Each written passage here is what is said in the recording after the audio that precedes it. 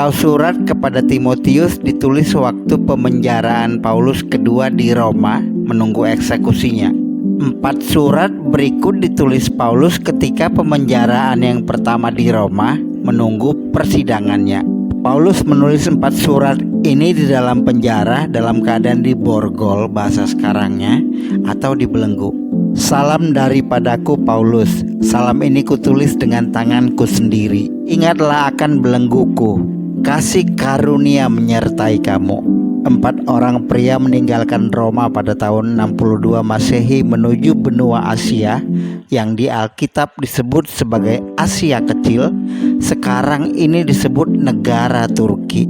4 orang ini membawa 4 karya tulisan firman Tuhan yang dituliskan Paulus di penjara tentang iman Kristen: Efesus, Kolose, Filipi, dan Filemon. Waktu itu pemerintah Romawi tidak memahami pentingnya tulisan-tulisan seorang tahanan yang tidak dikenal ini. Tulisan-tulisan yang sekarang membangun iman hampir 2,5 miliar penduduk dunia, menjadikannya iman kepercayaan terbesar di dunia. Jika Nero memahaminya kala itu, orang-orang pembawa surat ini akan ditangkap dan dokumen-dokumennya disita. Ketika 4 orang ini mengucapkan selamat tinggal kepada Rasul Paulus, masing-masing diberi surat ditujukan kepada jemaat sesuai wilayah utusannya. Keempat surat Paulus ini dikenal dengan sebutan 4 surat dari penjara, karena dia menulisnya saat di penjara di Roma yang pertama sekali. Kalau surat ke Timotius itu ditulis dari penjara yang kedua kali. Di penjara Roma yang pertama, ia sedang menunggu sidang di hadapan Nero yang saat itu adalah kaisar. Paulus orang Yahudi tapi yang juga mempunyai warga negara Romawi, dengan cara membeli kewarganegaraan itu membela diri ketika disiksa. Tetapi ketika Paulus ditelentangkan untuk disesah, berkatalah ia kepada perwira yang bertugas, "Bolehkah kamu menyesah seorang warga negara Ram, apalagi tanpa diadili?" Sebagai warga negara Romawi, ia telah mengajukan banding atas kasusnya kepada kaisar dan ia menunggu untuk persidangan. Lewat proses waktu mengajukan banding ke pengadilan ini, Paulus bisa mengulur waktu eksekusi terhadap dia dan bisa menyelesaikan 4 surat itu untuk dikirimkan, 3 ke jemaat dan 1 surat kepada Filemon. Berikut keempat orang pengantar surat itu. 1. Epaphroditus dari Filipi membawa surat kepada jemaat Filipi. 2. Tikhikus dari Efesus membawa surat kepada jemaat di Efesus.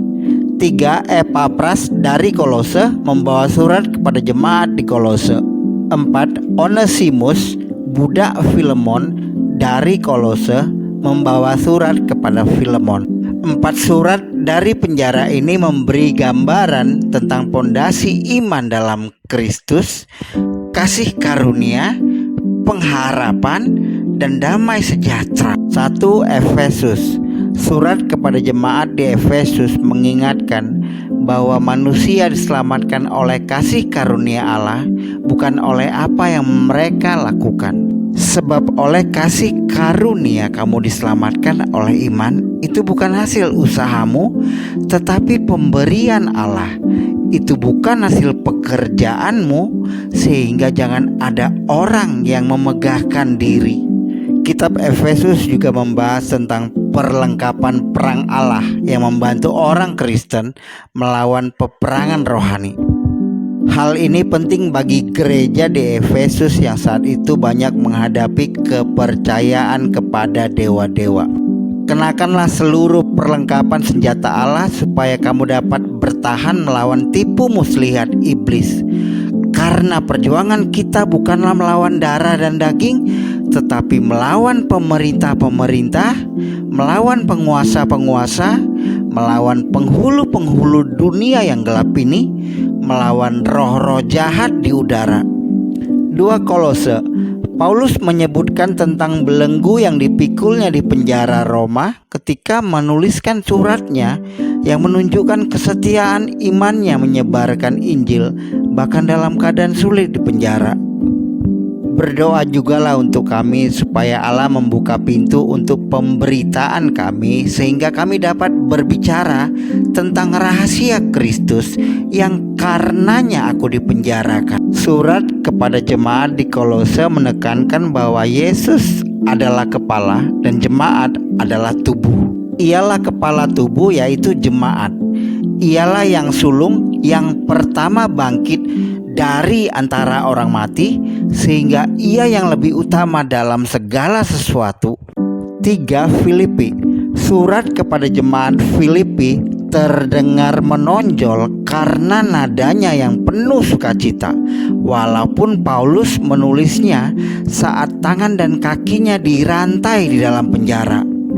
Namun ia sering menyebutkan kata sukacita karena ia dikuatkan oleh Roh. Bersukacitalah senantiasa dalam Tuhan. Sekali lagi kukatakan, bersukacitalah. Ia mendorong orang percaya untuk tetap bersukacita bahkan saat keadaan sulit. Segala perkara dapat kutanggung di dalam Dia yang memberi kekuatan kepadaku. 4. Filemon. Filemon adalah tuan dari Onesimus tadi di awal video. Onesimus bertemu dengan Paulus di penjara, telah menjadi percaya atas tuntunan Paulus di penjara. Filemon menyajikan teladan kehidupan Kristen atas dasar kasih. Karena aku mendengar tentang kasihmu kepada semua orang kudus dan tentang imanmu kepada Tuhan Yesus.